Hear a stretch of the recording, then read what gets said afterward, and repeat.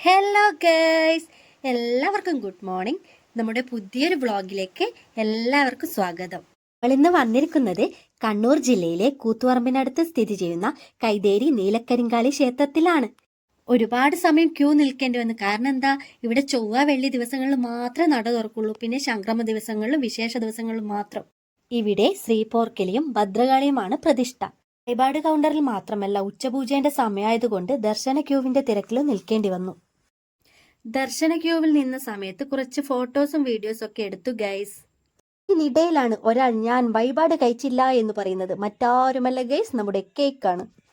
അതിനിടയിൽ നിന്ന് അവൾ വഴിപാട് കൗണ്ടറിലേക്ക് നുഴഞ്ഞു കയറി.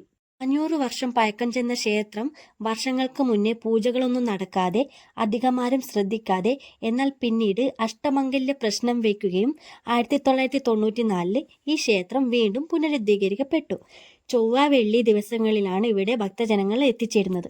ക്ഷേത്രത്തിന് പുറത്തിറങ്ങി ചുറ്റുമുള്ള പ്രതിഷ്ഠകളൊക്കെ കണ്ടു തൊഴുതു. ജാതി മതഭേദമന്യേ ഭക്തർ അമ്മയെ വന്ന് തൊഴാറുണ്ട്. ഇതിനിടയിൽ ഒരു കാര്യമുണ്ടായി ഗൈസ്.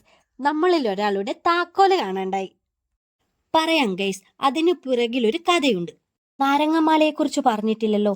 ഇവിടുത്തെ പ്രധാന വഴിപാടാണ് നാരങ്ങാമാല.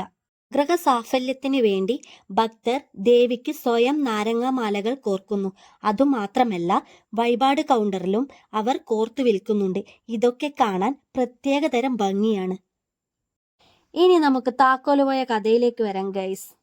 ക്ഷേത്രത്തിനുള്ളിൽ വെച്ച് ഒരു കുഞ്ഞ് അവളുടെ തലമുടി പിടിച്ചു വലിച്ച് മുടി കെട്ടാൻ വേണ്ടി താക്കോല് താഴെ മേശയിൽ വെച്ച് ആടെയാണ് താക്കോലുണ്ടായത്. താക്കോല് പരതി നടന്ന് നമ്മൾ ഭക്ഷണത്തിന്റെ കാര്യം മറന്നുപോയി. ഭക്തരൊക്കെ പോയി എന്ന് വിചാരിച്ച് അവിടെയുള്ളവരെല്ലാം ആ ഭക്ഷണമൊക്കെ എടുത്തു വെക്കുന്ന തിരക്കിലായി.